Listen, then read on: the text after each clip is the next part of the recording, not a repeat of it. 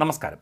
Bar ഉടമകളുടെ സംഘടനയ്ക്ക് office കെട്ടിടം വാങ്ങാനാണ് 2.5 ലക്ഷം രൂപ പിരിക്കാൻ നിർദ്ദേശം നൽകിയത് എന്ന ബാർ ഉടമകളുടെ വാദം പൊളിക്കുന്ന വിവരങ്ങളാണ് പുറത്തായത്.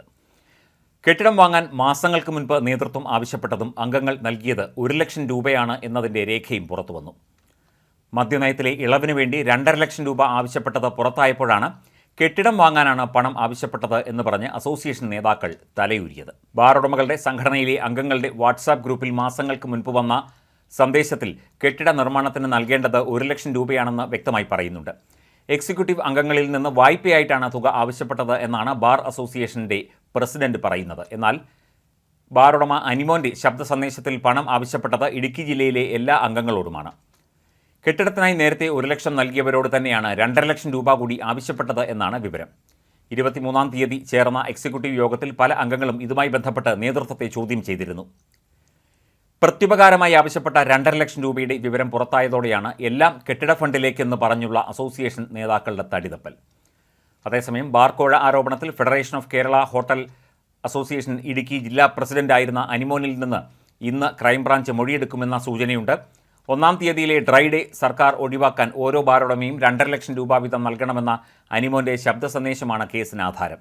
ശബ്ദ സന്ദേശവുമായി ബന്ധപ്പെട്ട ഗൂഢാലോചന അന്വേഷിക്കണമെന്ന എക്സൈസ് മന്ത്രി MP രാജേഷിൻ്റെ പരാതിയിലാണ് ക്രൈംബ്രാഞ്ച് അന്വേഷണം. ജൂൺ 10-ന് നിയമസഭാ സമ്മേളനം തുടങ്ങും മുൻപ് പ്രാഥമിക അന്വേഷണം പൂർത്തിയാക്കി റിപ്പോർട്ട് സമർപ്പിക്കാനാണ് നീക്കം. AKG സെൻറ്റർ പടക്കമേറ് അടക്കം അന്വേഷിച്ച SP മധുസൂദനൻ്റെ മേൽനോട്ടത്തിലാണ് കേസ് അന്വേഷിക്കുന്നത്.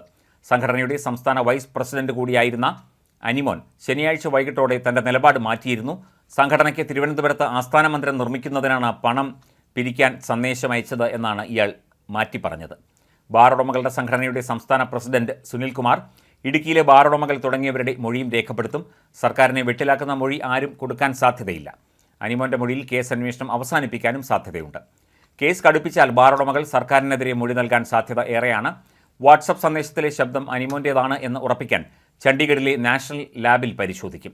കേസ് FIR രജിസ്റ്റർ ചെയ്ത് അന്വേഷിച്ചാൽ എൻഫോഴ്സ്മെൻറ്റ് ഡയറക്ടറേറ്റ് അടക്കമുള്ള കേന്ദ്ര ഏജൻസികൾക്ക് അന്വേഷണം ഏറ്റെടുക്കാൻ സാധിക്കും. അതിനാൽ FIR രജിസ്റ്റർ ചെയ്യാതിരിക്കാനും ശ്രമിക്കും.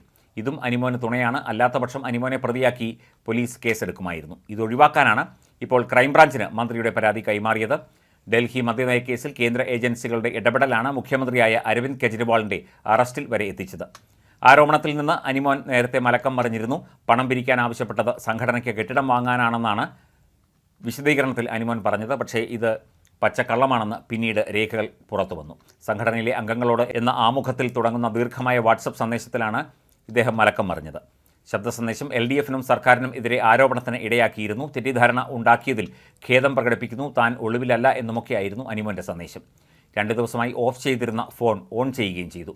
ബാർ ഉടമകളുടെ സംഘടനയുടെ സംസ്ഥാന പ്രസിഡന്റ് ചൈന സുനിലിൻ്റെ വാദങ്ങളെ അനിമോൻ അംഗീകരിക്കുകയാണ്. കേന്ദ്ര ഏജൻസി അന്വേഷണത്തിലേക്ക് കാര്യങ്ങൾ എത്തിക്കാതിരിക്കാനുള്ള ഒത്തുതീർപ്പാണ് ഇതെല്ലാമെന്ന് പറയപ്പെടുന്നു.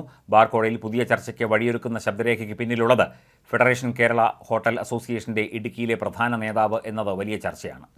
സംഘടനയുടെ സംസ്ഥാന വൈസ് പ്രസിഡന്റ് കൂടിയായിരുന്നു അനിമോൻ തൊടുപുഴ. അതുകൊണ്ട് തന്നെ പുറത്തു വന്ന ശബ്ദരേഖയ്ക്ക് പ്രസക്തി കൂടി. മുൻപ് UDF ഭരണകാലത്ത് ധനമന്ത്രിയായിരുന്ന KM മാണിയെയും ബാർക്കോഴ ആരോപണം വലിയ ബുദ്ധിമുട്ടിലാക്കിയിരുന്നു. അന്ന് വിജിലൻസിന് അടക്കം മൊഴി കൊടുത്ത വ്യക്തി കൂടിയാണ് അനിമോൻ തൊടുപുഴ. എന്നാൽ വിവാദം കൊണ്ട് തനിക്ക് ദോഷമേ ഉണ്ടാകൂ എന്ന് അനിമോൻ തിരിച്ചറിഞ്ഞു. അതുകൊണ്ടാണ് എല്ലാം അബദ്ധമെന്ന് വ്യക്തമാക്കി പുതിയ സന്ദേശം അയച്ചത്. വാശി തീർക്കലായിരുന്നു ആ സന്ദേശമെന്ന് വിശദീകരിച്ച് വേണമെങ്കിൽ ക്രൈംബ്രാഞ്ചിനും കേസ് ഒഴിവാക്കാം.